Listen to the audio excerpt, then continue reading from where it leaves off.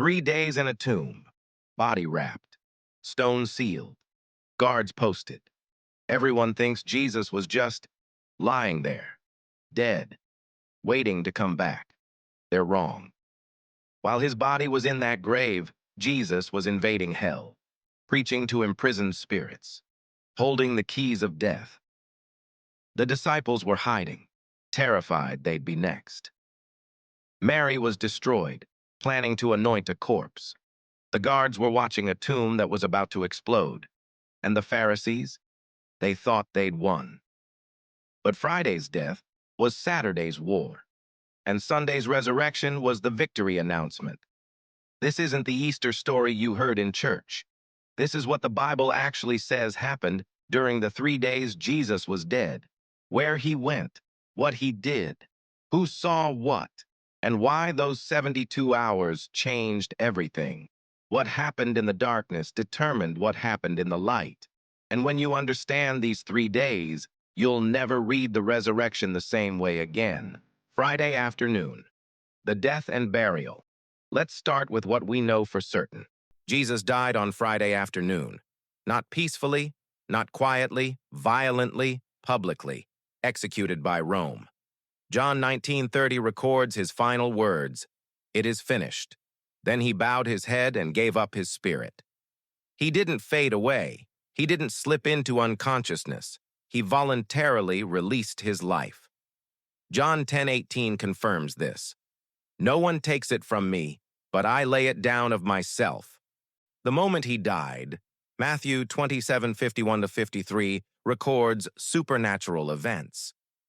Then, behold, the veil of the temple was torn in two from top to bottom, and the earth quaked, and the rocks were split, and the graves were opened, and many bodies of the saints who had fallen asleep were raised, and coming out of the graves after his resurrection, they went into the holy city and appeared to many. The veil torn. The barrier between God and humanity ripped from top to bottom, not by human hands, but by divine action. Access to God now open. The earthquake. Creation responding to the Creator's death. The graves opening. Death's grip loosening even before the resurrection. A preview of what was coming. But Jesus' body still hung on the cross. Dead, lifeless, and the Jews had a problem. John 19:31. Therefore, because it was the preparation day, that the bodies should not remain on the cross on the Sabbath, for that Sabbath was a high day, the Jews asked Pilate that their legs might be broken and that they might be taken away. The Sabbath was approaching. By Jewish law, bodies couldn't remain on crosses during the Sabbath, especially not during Passover. So they asked Pilate to have the legs broken, standard Roman practice to speed up death by asphyxiation. Can't push up to breathe if your legs are shattered. Death comes within minutes. The soldiers came, broke the legs of the two criminals crucified with Jesus. But when they came to Jesus, John 19:33, but when they came to Jesus and saw that he was already dead, they did not break his legs. He was already dead. Confirmed. Verified. No need to break his legs. Fulfilling Psalm 34:20. He guards all his bones. Not one of them is broken. But to make absolutely certain, John 19:34. But one of the soldiers pierced his side with a spear, and immediately blood and water came out. Blood and water. Medical evidence of death. When the pericardium around the heart fills with fluid and the heart ruptures, blood and water separate. This is post-mortem. Jesus was certified dead by Roman soldiers who executed people for a living. They knew death. This wasn't a swoon. This wasn't near death. This was dead. And then Joseph of Arimathea appeared. John 19:38. After this, Joseph of Arimathea, being a disciple of Jesus but secretly for fear of the Jews, asked Pilate that he might take away the body of Jesus. And Pilate gave him permission, so he came and took the body of Jesus. Joseph, a rich man, a member of the Sanhedrin, but a secret believer. He'd been silent during the trial, didn't vote to condemn Jesus, and now, With Jesus dead, he found courage, went to Pilate, asked for the body. Pilate, surprised Jesus was already dead, verified with the centurion, then granted permission. Joseph wasn't alone. John 19:39. And Nicodemus, who at first came to Jesus by night, also came, bringing a mixture of myrrh and aloes, about 100 pounds. Nicodemus, the Pharisee who came to Jesus at night in John 3, the one Jesus told, "You must be born again." He'd been investigating, questioning, seeking, and now he showed up with 100 pounds of burial spices. That's expensive. That's commitment. That's a burial fit for a king. John 19:40-42.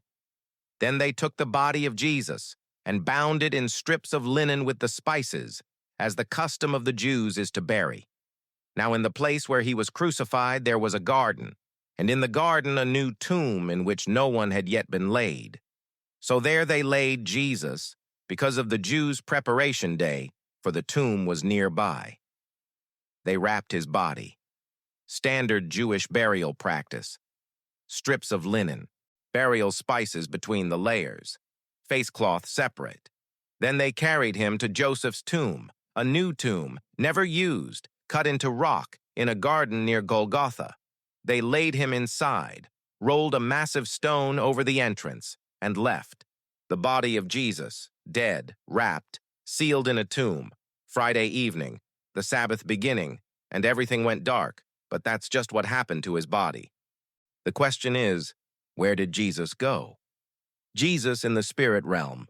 Descent into hell? This is where it gets controversial, and biblical, and crucial.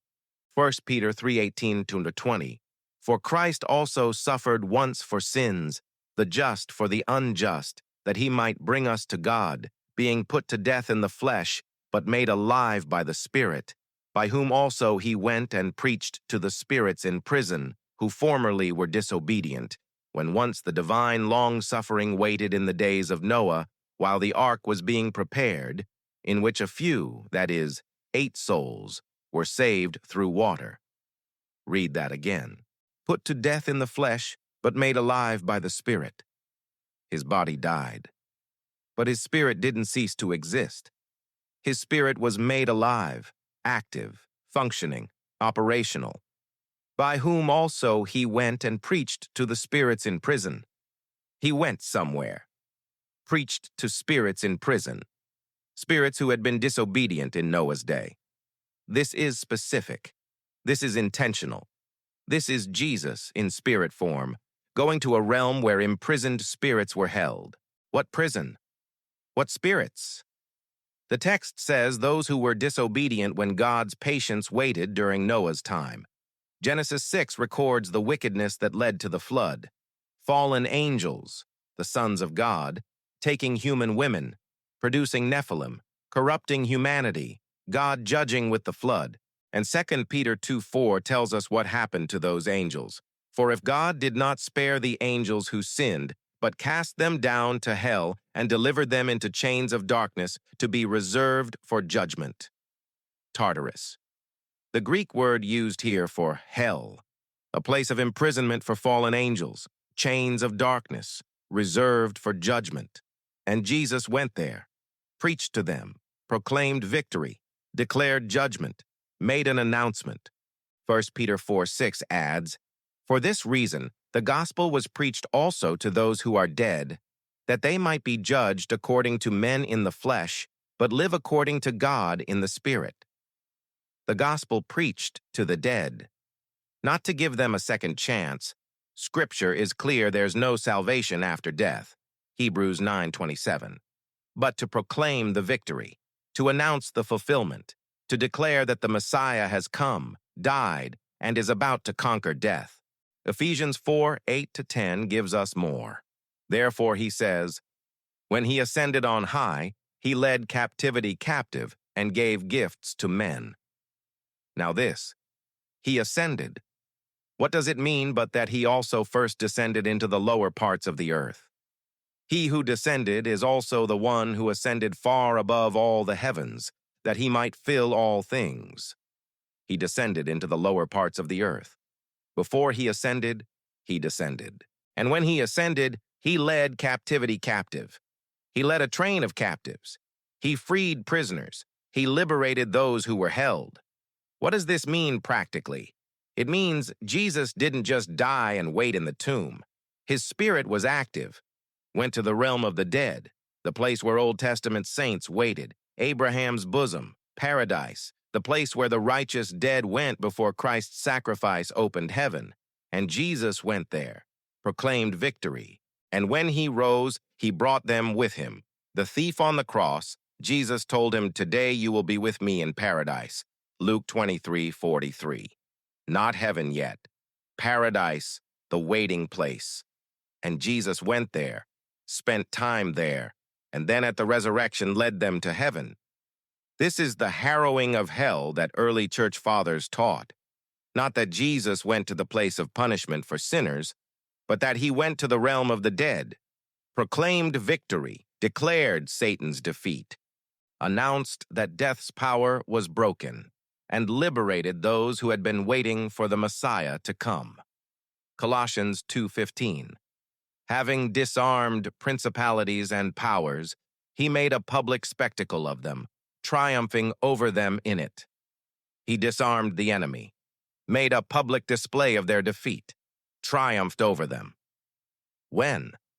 During those 3 days, in the spirit realm, while his body lay in the tomb. So while everyone thought Jesus was just dead, lying in a grave, waiting to resurrect, he was waging war in the spirit realm, proclaiming victory to imprisoned spirits, liberating captive saints, holding the keys of death and Hades, preparing for the greatest comeback in history. Revelation 1:18 confirms this. I am he who lives and was dead, and behold, I am alive forevermore. Amen. And I have the keys of Hades and of death. He has the keys. He took them from Satan, from death. During those 3 days, in the realm where the living don't go, in the darkness where death thought it ruled, Jesus invaded, conquered, and took the keys. That's what was happening while his body was in the tomb. Victory in the unseen realm, war in the spirit, conquest of death, preparation for resurrection. But on earth, in the physical realm, everyone thought it was over, finished, done, and they were responding to what they thought was total defeat. The disciples, hiding in terror. Let's talk about the disciples. The 12 men who followed Jesus for 3 years, who saw his miracles, heard his teachings, witnessed impossible things. They were convinced he was the Messiah, the one who would restore Israel, the king who would overthrow Rome, the deliverer they'd been waiting for. And now he was dead, not just dead, executed, crucified. The most shameful, humiliating, painful death Rome could inflict, reserved for the worst criminals, slaves, rebels, traitors, and their master died that way, and they ran. Mark 14:50 records what happened when Jesus was arrested. Then they all forsook him and fled, every single one. Even Peter, who swore he'd die with Jesus, who drew a sword in the garden, he ran. They all ran. Peter tried to follow at a distance, got as far as the courtyard of the high priest, and then when a servant girl recognized him, he denied Jesus 3 times, exactly as Jesus predicted. The rooster crowed. Peter remembered. And Matthew 26:75 says, and he went out and wept bitterly. He wept bitterly, not just grief, shame, guilt, self-hatred. I swore I'd never deny him. I swore I'd die with him, and I couldn't even admit I knew him to a servant girl. Where did Peter go after that? The Bible doesn't say explicitly, but we know from John 20 that after the crucifixion, the disciples were together for fear of the Jews. They were hiding, doors locked, terrified they'd be next. If the Jews killed Jesus, they'd kill his followers too. They were wanted men, associates of a convicted criminal, traitors to Rome, blasphemers to the Jews. So they hid. Somewhere in Jerusalem, doors locked, windows covered, whispering, jumping at every sound. Every knock could be soldiers coming to arrest them. John was the only disciple recorded at the crucifixion. John 19 to 26 to 27. Jesus, seeing his mother and John, said, "Woman, behold your son." And to John, "Behold your mother." From that hour, John took Mary to his own home. He was there, witnessed the death, took responsibility for Jesus' mother. The others, absent, hiding, ashamed, terrified, and their emotional state, destroyed. Luke 24:21 records what two disciples said on the road to Emmaus after the resurrection. But we were hoping that it was he who was going to redeem Israel. Past tense. We were hoping. Not anymore. That hope died on the cross. They'd given up everything to follow Jesus, left jobs, left families, left security. For 3 years they'd followed him, believed in him, staked their lives on him being the Messiah. And now he was dead. Everything they believed was wrong. Everything they'd hoped for was gone. Their future was shattered. Their purpose was meaningless. Their faith was destroyed. And they were in danger. John 20:19 describes Sunday evening, after the resurrection, but it reveals their state during those 3 days. Then, the same day at evening, being the first day of the week when the doors were shut where the disciples were assembled for fear of the Jews. For fear of the Jews. That's why the doors were shut. That's why they were hiding. They were afraid, terrified. The Jews killed Jesus. They'd kill his followers next. It was only a matter of time. So they hid, whispered, grieved, felt guilt, felt shame, felt terror, felt hopelessness. Everything they'd believed was dead. Their master was dead. Their hope was dead. Their future was dead. And they were just waiting for soldiers to break down the door and drag them to their own crucifixions. Thomas gets a bad reputation for doubting after the resurrection. But where was he during these 3 days? John 20:24 says he wasn't with the disciples when Jesus first appeared Sunday evening. Where was he? Alone. Separate. Maybe he couldn't handle being with the others. Maybe their collective grief was too much. Maybe he needed space. Maybe he was considering running, leaving Jerusalem, getting as far from this disaster as possible.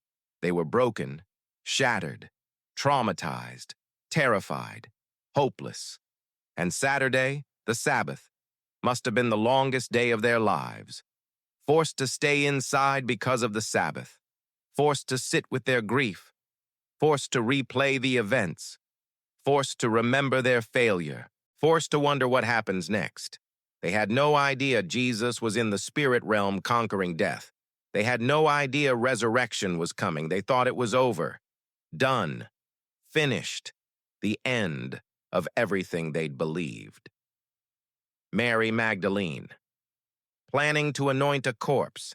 And then there's Mary Magdalene, the woman Jesus delivered from 7 demons. Luke 8:2. The woman who followed Jesus, supported his ministry, stayed at the cross when the disciples ran. She was there. John 19:25. Now there stood by the cross of Jesus his mother and his mother's sister, Mary the wife of Clopas, and Mary Magdalene.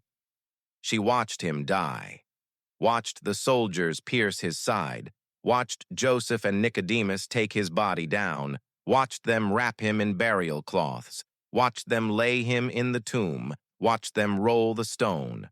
Mark 15:47. And Mary Magdalene and Mary the mother of Joses observed where he was laid. She knew where the tomb was. She saw everything. And then she went home and waited for the Sabbath to pass, because she had a plan.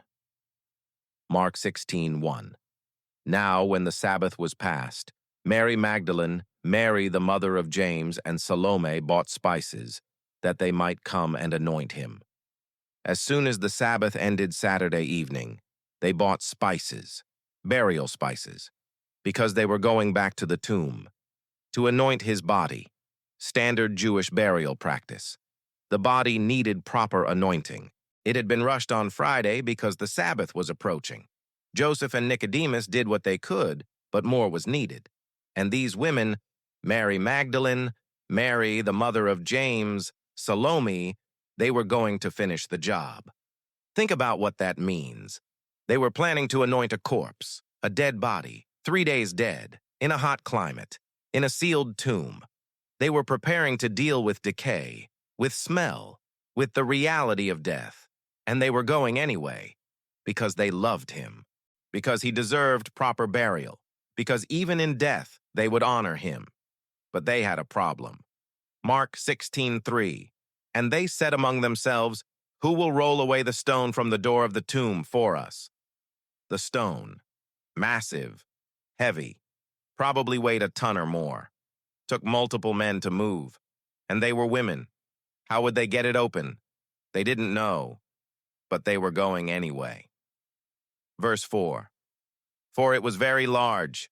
They were going to show up at the tomb, not knowing how they'd get inside, planning to anoint a decaying corpse, because love compels you to do impossible things, because devotion doesn't stop at death, because when you've been delivered from 7 demons, you don't abandon the one who freed you just because he died.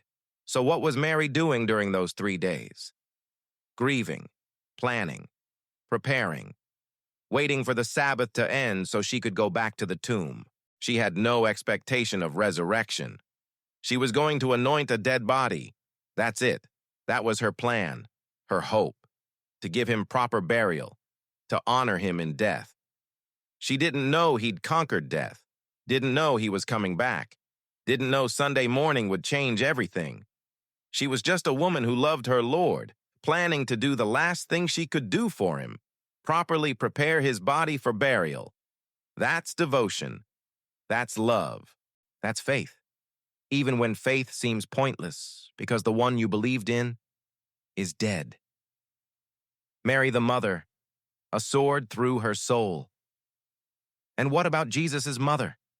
Mary, the virgin who conceived by the Holy Spirit, the woman who said yes to God's impossible plan, the mother who raised God in human flesh, who watched him grow, watched him launch his ministry, watched him perform miracles, watched him teach, watched him confront religious leaders, watched him claim to be the Messiah, and now she watched him die.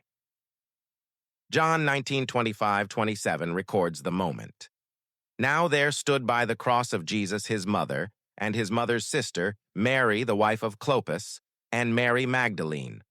When Jesus therefore saw his mother, and the disciple whom he loved standing by, he said to his mother, "Woman, behold your son." Then he said to the disciple, "Behold your mother." And from that hour that disciple took her to his own home. She stood there, at the cross, watching her son die, the son she'd carried, nursed, raised, protected, the son she knew was special, the son angels announced, the son shepherds worshipped, the son wise men sought, the son who did no sin, the son who was God, and she watched him suffocate on a Roman cross, watched him bleed, watched him struggle to breathe, watched him push up on nailed feet to gasp for air, watched him cry out, "I thirst," watched him shout, "It is finished," watched him bow his head and die. Simeon prophesied about this moment. Luke 2:34-35, when Mary and Joseph brought baby Jesus to the temple. Then Simeon blessed them and said to Mary his mother, "Behold, this child is destined for the fall and rising of many in Israel, and for a sign which will be spoken against. Yes, a sword will pierce through your own soul also, that the thoughts of many hearts may be revealed." A sword through her soul. That's what this was. Watching your son die, any mother's worst nightmare. But watching your son die as a criminal, falsely accused, unjustly condemned, brutally executed, that's not just grief. That's trauma. That's horror. That's a wound that never heals. And Mary knew who he was. She knew he was sinless. Knew he was the Messiah. Knew he didn't deserve this. Knew the religious leaders were wrong. Knew the crowds were wrong. Knew Pilate was wrong. Knew Rome was wrong. And she couldn't stop it. Couldn't save him. Couldn't do anything but stand there and watch. John took her to his home after Jesus died. After the burial, John became her guardian, her protector, her son now, because Jesus, even in his dying moments, made sure his mother would be cared for. So what was Mary doing during those 3 days? Grieving in John's house, processing trauma, replaying the crucifixion in her mind, seeing her son's face, hearing his cries, feeling the sword pierce deeper with every memory. Did she remember Gabriel's announcement? You will conceive and bring forth a son, and shall call his name Jesus. He will be great, and will be called the Son of the Highest. Luke 1:31-32. Son of the Highest, great, King. That's what the angel promised. And she watched him die like a criminal. Did she remember Simeon's words? A sword will pierce your soul. She knew this was coming. She'd been warned. But knowing doesn't make it easier. Foreknowledge doesn't reduce pain. Did she remember his miracles? Water to wine at Cana? She was there. That was his first miracle. She saw him turn water into wine, saw him heal, saw him raise, saw him command nature, saw him demonstrate divine power, and then watched him die, unable to save himself. Or was he unwilling? Did she understand that? Did she know this was the plan, that he had to die? We don't know what Mary understood during those 3 days. The Gospels don't tell us. But we know she was there, at the cross, at the burial probably, and then in John's home, grieving, traumatized, waiting for the Sabbath to end, not knowing Sunday was coming, not knowing resurrection was hours away. She was just a mother who buried her son, and that's a pain that doesn't stop because the Sabbath ends. The guards, watching a grave. They couldn't stop now. Let's talk about the guards, the Roman soldiers posted at Jesus' tomb, because this detail is crucial and often overlooked. Matthew 27:62-66. On the next day, which followed the day of preparation, the chief priests and Pharisees gathered together to Pilate, saying, Sir, we remember, while he was still alive, how that deceiver said, After 3 days I will rise. Therefore command that the tomb be made secure until the 3rd day, lest his disciples come by night and steal him away, and say to the people he has risen from the dead. So the last deception will be worse than the first. Pilate said to them, You have a guard. Go your way. Make it as secure as you know how. So they went and made the tomb secure, sealing the stone and setting the guard. The day after the crucifixion, Saturday, the Sabbath, the chief priests and Pharisees went to Pilate. They remembered Jesus said he'd rise after 3 days, and they were worried. Not that he'd actually rise, they didn't believe that, but that his disciples would steal the body and claim he rose. So they asked Pilate to secure the tomb. Pilate gave them a guard, Roman soldiers, professional military, trained, disciplined, experienced. These weren't temple guards. These were Roman legionaries, men who knew how to follow orders, men who knew the penalty for failing a guard duty was death. And they were told, secure the tomb. Make it as secure as you know how. So they did. They sealed the stone, probably with a Roman seal, a cord across the stone connected to the rock face, sealed with wax imprinted with Rome's insignia. Breaking that seal was a crime against Rome, punishable by death. And they posted the guard. How many? Matthew doesn't specify. The Greek word custodia means a guard unit, probably 4 to 16 soldiers, minimum 4. They worked in shifts, watched the tomb, made sure no one approached, made sure nothing happened. And for Saturday, the Sabbath, and Saturday night, nothing did. The tomb stayed sealed. The stone didn't move. The body stayed inside. The guards watched, rotated shifts, stayed alert. Because failure meant execution. But think about what they were guarding. A dead body, a corpse, a crucified criminal who claimed to be a king. They didn't know who Jesus was, didn't care. They were just following orders. Guard this tomb. Make sure no one steals the body. Don't fall asleep. Don't fail. Saturday passed. Saturday night passed. Nothing happened. Just another guard duty. Just another tomb. Just another dead body. But Sunday morning, everything changed. Matthew 28, 2-4. And behold, there was a great earthquake. For an angel of the Lord descended from heaven, and came and rolled back the stone from the door, and sat on it. His countenance was like lightning, and his clothing as white as snow. And the guards shook for fear of him, and became like dead men. An earthquake, an angel, descending from heaven, rolling away a stone that weighed a ton, sitting on it, glowing like lightning, dressed in white, and the guards, trained Roman soldiers, shook with fear and became like dead men. They fainted, passed out, collapsed. Terror overwhelmed them, and when they came to, the tomb was open. The body was gone, and they had a problem. They'd failed their mission. The body was missing, and failure meant death. So they ran. Matthew 28:11. Now while they were going, behold, some of the guard came into the city and reported to the chief priests all the things that had happened. They went to the chief priests, not to Pilate, their commanding officer, to the chief priests. Why? Because the chief priests had arranged this guard duty, and the soldiers knew if they tell Pilate the body is missing, they'll be executed.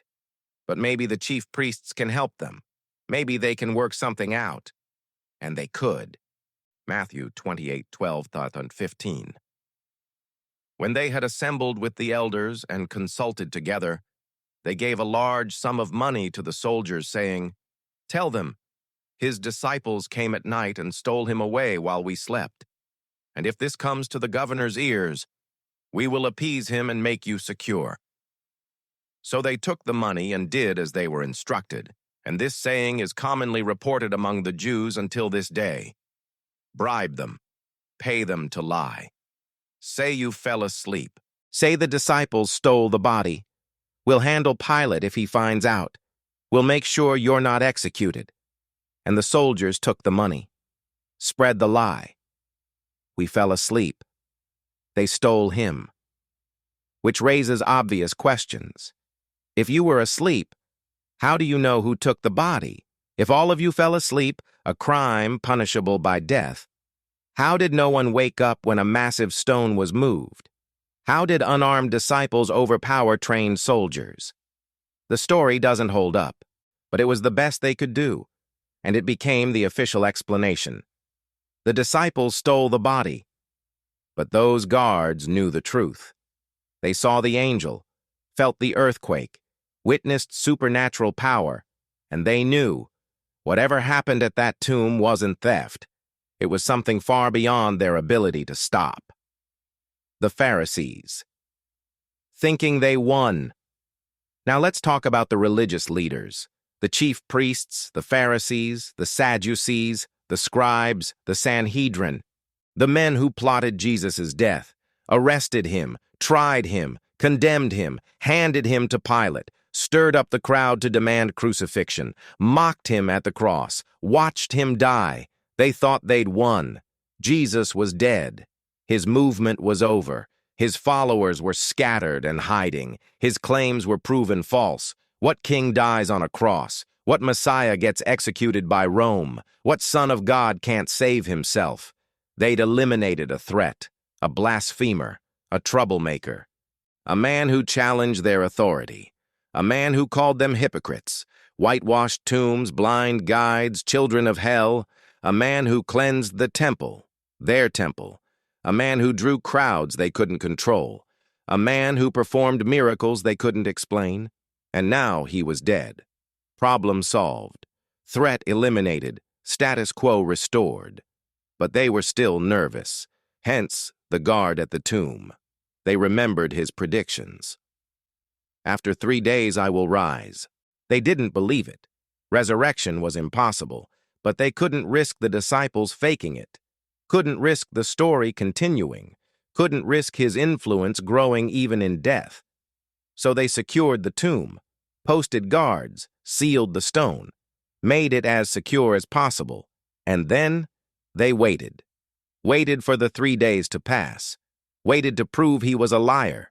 Waited to show the people that he wasn't who he claimed to be. What were they doing during those 3 days?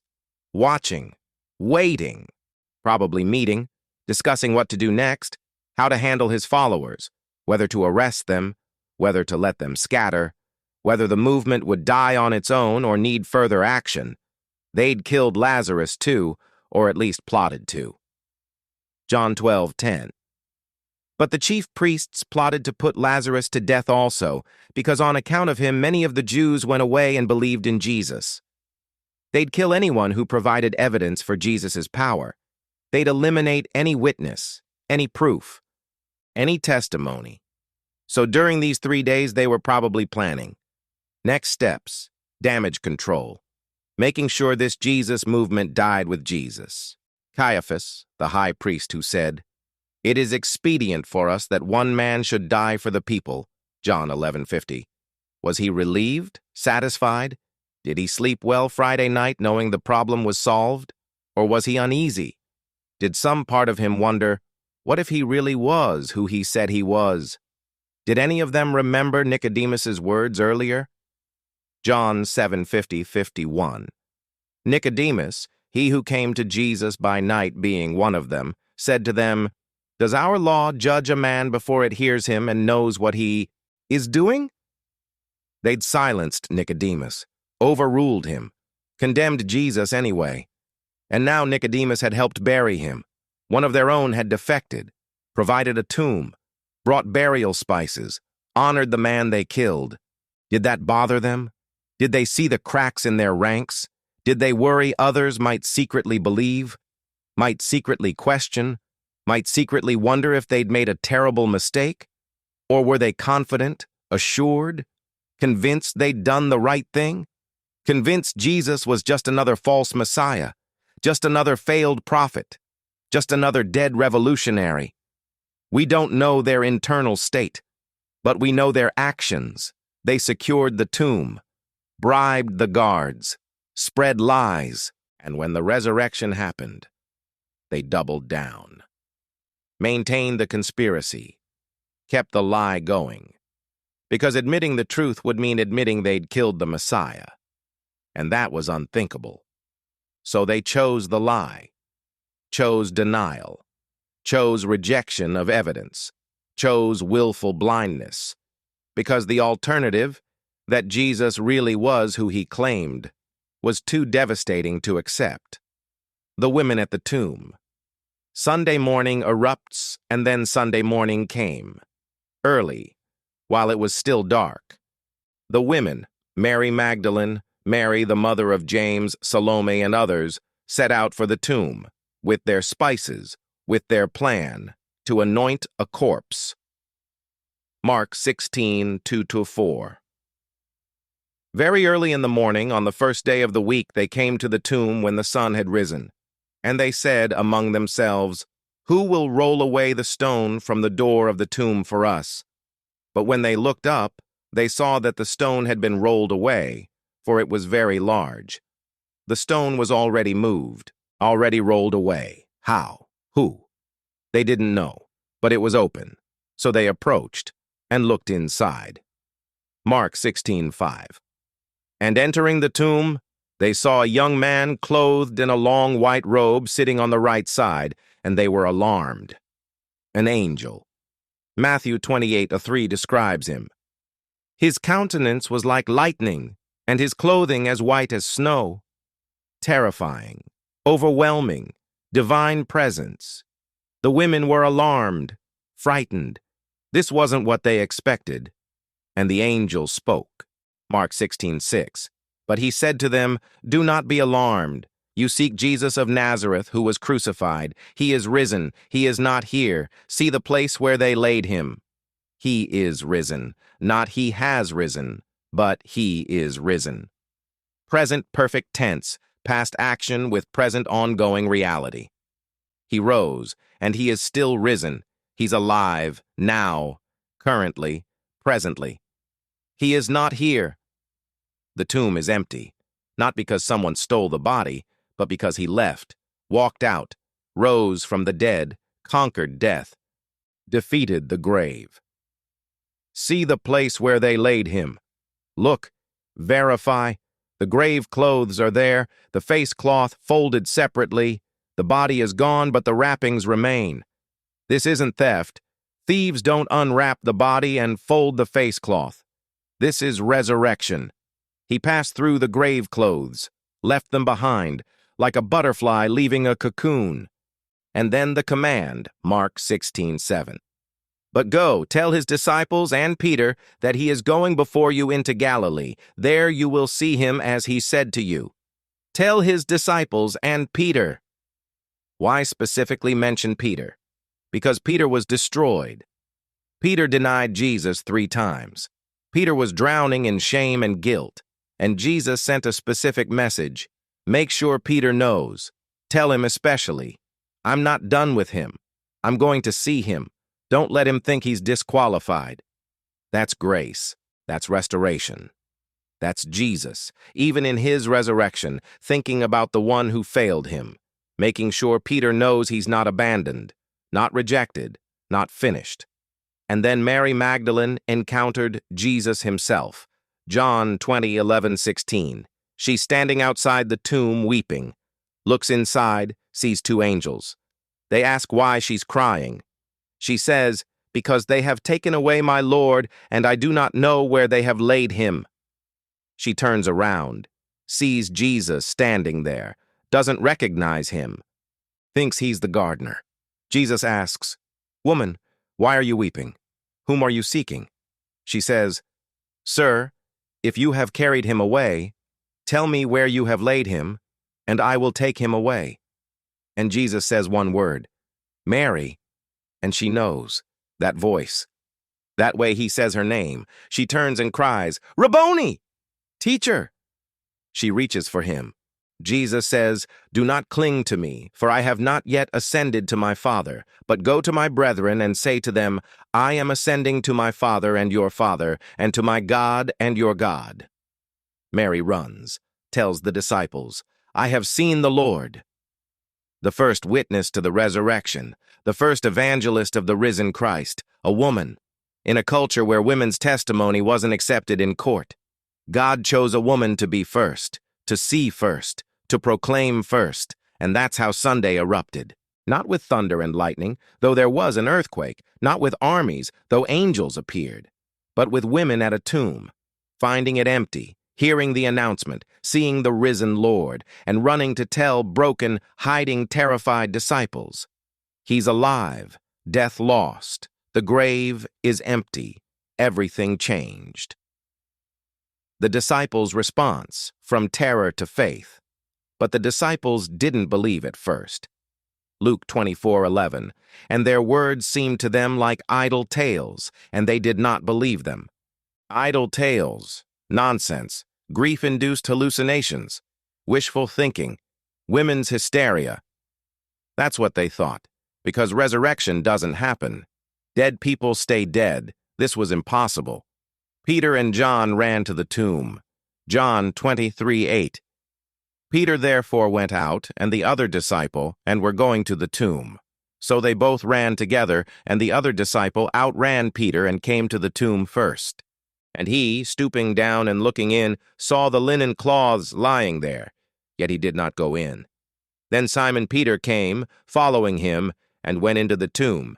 And he saw the linen cloths lying there, and the handkerchief that had been around his head, not lying with the linen cloths, but folded together in a place by itself. Then the other disciple, who came to the tomb first, went in also, and he saw and believed. They saw the grave clothes, lying there, collapsed, as if the body had passed through them, the face cloth folded separately, placed by itself, deliberately, carefully, not the scene of a robbery, not the result of theft, something else, something beyond explanation. John believed. Right there, seeing the grave clothes, understanding, this is resurrection, this is real, he's alive. But Peter, confused, wondering. Luke 24:12. He departed, marveling to himself at what had happened. Marveling, wondering, not quite believing yet, not quite understanding. The evidence was there, but the reality was too big, too impossible, too good to be true. And then Jesus appeared. To them, in the locked room. John 20:19. Then, the same day at evening, being the first day of the week, when the doors were shut where the disciples were assembled, for fear of the Jews, Jesus came and stood in the midst and said to them, "Peace to you." Locked doors, Jesus appeared, in the middle of the room, spoke, "Peace to you." And they were terrified. Luke 24:37. But they were terrified and frightened and supposed they had seen a spirit, a ghost. That's what they thought. Because people don't walk through locked doors. Dead people don't appear in rooms. This was a spirit, an apparition, grief-induced vision. Jesus said, "Why are you troubled? And why do doubts arise in your hearts?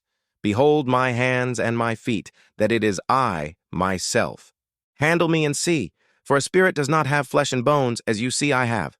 Luke 24:38-39. Look, touch, verify. This is physical. This is real. I'm not a ghost. I have flesh. I have bones. This is my body, resurrected, glorified, but real. John 20:20. When he had said this, he showed them his hands and his side. Then the disciples were glad when they saw the Lord. The nail prints, the spear wound, proof, evidence. This is Jesus, the same Jesus who was crucified, but alive, risen, victorious. And Luke 24:41. But while they still did not believe for joy and marveled, he said to them, "Have you any food here?" They didn't believe for joy. Too good to be true, too impossible to accept. Joy and disbelief mixed together. So Jesus ate broiled fish and honeycomb in front of them, proving he wasn't a ghost. Ghosts don't eat. Spirits don't consume physical food. This is resurrection body, physical, real, glorified. And then he explained. Luke 24:44-46. Then he said to them, "These are the words which I spoke to you while I was still with you, that all things must be fulfilled which were written in the law of Moses and the prophets and the Psalms concerning me." And he opened their understanding that they might comprehend the scriptures. Then he said to them, "Thus it is written, and thus it was necessary for the Christ to suffer and to rise from the dead the third day." This was always the plan. Written in Scripture, prophesied, predicted. The Messiah had to suffer, had to die, had to rise. This wasn't defeat. This was victory. This wasn't the end. This was the beginning. This wasn't failure. This was fulfillment. And their minds opened. Their understanding expanded. The Scriptures made sense. The prophecies aligned. The plan became clear. Everything Jesus taught, everything he said, everything he predicted, it all happened, exactly as he said, and now he's alive. Death is defeated, the grave is empty, and everything changed, from terror to faith, from hiding to boldness, from despair to hope, from death to life, in one moment, one appearance, one word, peace, the meaning, why the 3 days matter. So why does this matter? Why do the 3 days between crucifixion and resurrection matter? Because those 3 days reveal the scope of Jesus' victory. It wasn't just that he died and came back. It's what happened during the death, what he accomplished in the darkness, what he conquered in the unseen realm. He invaded the realm of the dead, proclaimed victory to imprisoned spirits, liberated captive saints, took the keys of death and Hades, disarmed principalities and powers, made a public spectacle of them, triumphed over them. While his body lay in a tomb, his spirit was waging war, conquering death from the inside, defeating Satan in his own territory, breaking chains, opening prison doors, declaring, "I am the resurrection and the life, and death no longer has dominion." Romans 6:9-10. Knowing that Christ, having been raised from the dead, dies no more. Death no longer has dominion over him. For the death that he died to sin once for all, but the life that he lives to God. Death no longer has dominion. Death lost its power. Death lost its grip. Death lost its claim, because Jesus conquered it from the inside. During those 3 days, and everyone around him was forced to respond. The disciples, hiding in fear, watching their faith resurrect when he appeared. Mary, planning to anoint a corpse, becoming the first witness to resurrection. The guards, securing a tomb they couldn't keep sealed, facing supernatural power beyond their training. The Pharisees, thinking they'd won, about to face undeniable evidence they'd killed the Messiah. Those 3 days tested everyone, revealed everyone's heart, showed what people did when they thought it was over. Showed what people did when they thought Jesus was just dead. And then resurrection exploded into that darkness and changed everything. 1 Corinthians 15:55-57. O death, where is your sting? O Hades, where is your victory? The sting of death is sin, and the strength of sin is the law. But thanks be to God who gives us the victory through our Lord Jesus Christ. Victory through Jesus Christ. Not just his resurrection, his death, his descent, his conquest, his 3 days in the grave, in the spirit realm, in the darkness, defeating every enemy, breaking every chain, conquering every power. That's what happened during the 3 days Jesus was dead. Not just waiting, not just lying there, but waging war, winning victory, preparing for resurrection, so that when Sunday came, it wasn't just a return to life. It was the announcement of total victory. Death defeated, Satan crushed, hell conquered, keys taken, captives freed, grave emptied. Life restored, everything changed, and everyone who witnessed it, disciples, women, guards, religious leaders, everyone had to respond. Believe or deny, accept or reject, bow or resist. The 3 days weren't just transition, they were transformation, in the spirit realm, in the physical realm, in the hearts of everyone involved.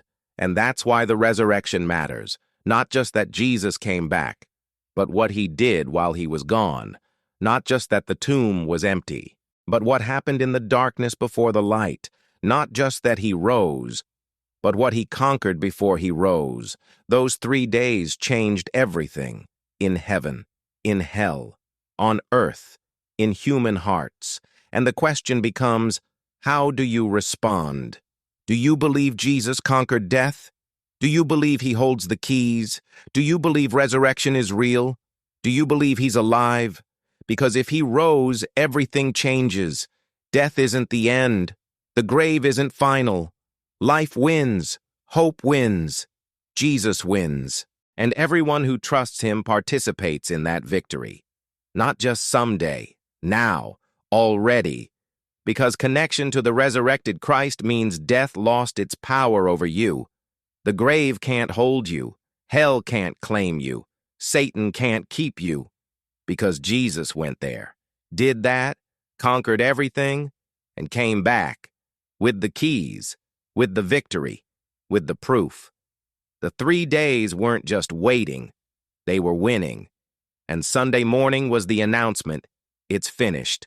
Death lost. Life won. Jesus is alive. That's what happened during the 3 days Jesus was dead, and nothing's been the same since.